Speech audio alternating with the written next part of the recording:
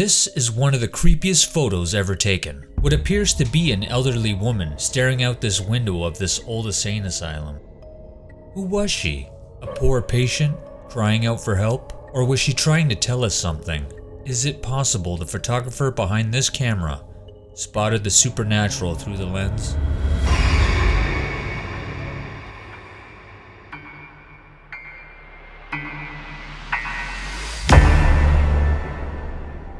Century Manor, once a thriving insane asylum, now a decaying ruin. Tucked away in Hamilton, Ontario, its crumbling stone walls still stand as silent witnesses to the horrors that once occurred within. In the late 1800s, this place was home to hundreds of patients, most forgotten, their stories a lost memory.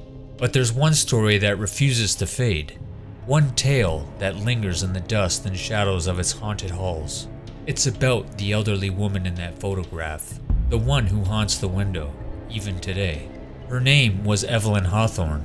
Evelyn Hawthorne was brought to Century Manor in 1863, when she was already in her late 60s. She was frail, disoriented, and suffering from what the doctors called delusions of grandeur. She spoke often of a once glorious family, wealthy, powerful, but now lost, ruined by scandal and tragedy. Her mind, they said, was unraveling.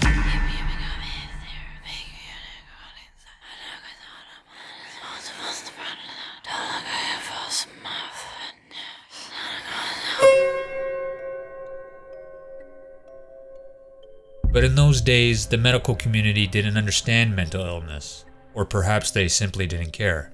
At Century Manor, there were no attempts to understand her. Instead, she was treated with methods we would now call barbaric. Forced confinement, electroshock therapy, and worst of all, lobotomies. The doctors believed these treatments would reset the brain, fix what they saw as broken. But in truth, these procedures often left patients like Evelyn hollowed out, their minds shattered beyond repair. Evelyn's time at the asylum was marked by confusion and fear. She would often stand by the window of her small, cold room, staring out into the distance. But what was she looking for? Was it her family, who she believed had abandoned her? Or something else? Something far darker? Some say she was waiting for someone, though no one could ever say who. Others whisper that her mind wasn't the only thing unraveling in that place, that perhaps something else had taken hold of her. In her final days, Evelyn became more and more agitated. Her screams echoed through the halls, sending shivers down the spine of anyone who heard them. She began to scratch at the walls of her room, muttering to herself, her once dignified mind slipping further away. But despite her fear and madness, she would never leave that window, always standing there, pressed against the glass, staring into the darkness. The night she died, they say she whispered one last thing. It wasn't a plea for help, or a cry of anguish. It was a warning, a name that would haunt the asylum long after she was gone. He is still here. He never left, she muttered, her voice barely audible. But who was she speaking of? Who had never left? Was it a person, or something far more sinister? Something that haunted the very walls of Century Manor? Her death marked the end of an era for the asylum. The building was eventually shut down, its patients moved, and its cruel practices left behind. But Evelyn's story did not end there.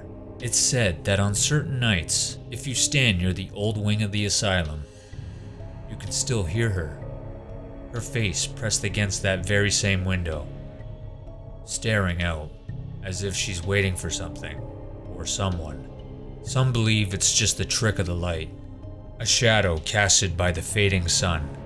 But those who have dared to venture close enough to the building say they have seen her. That frail elderly face, the eyes wide with terror, her hands reaching towards the darkness outside. Some claim they've even heard her voice, faint and distant, calling out for help. But perhaps the most chilling detail of all, in every photo taken of the building, there's one constant. The window. The same window where Evelyn stood. No matter how the picture is framed, no matter who takes it, the same haunting silhouette appears. A woman, barely visible, standing still as if trapped between two worlds. Was Evelyn just a patient, a victim of her time? Or was she something more? Something that saw beyond the veil of this world? And why won't she let go? Perhaps the truth is far darker than we can imagine.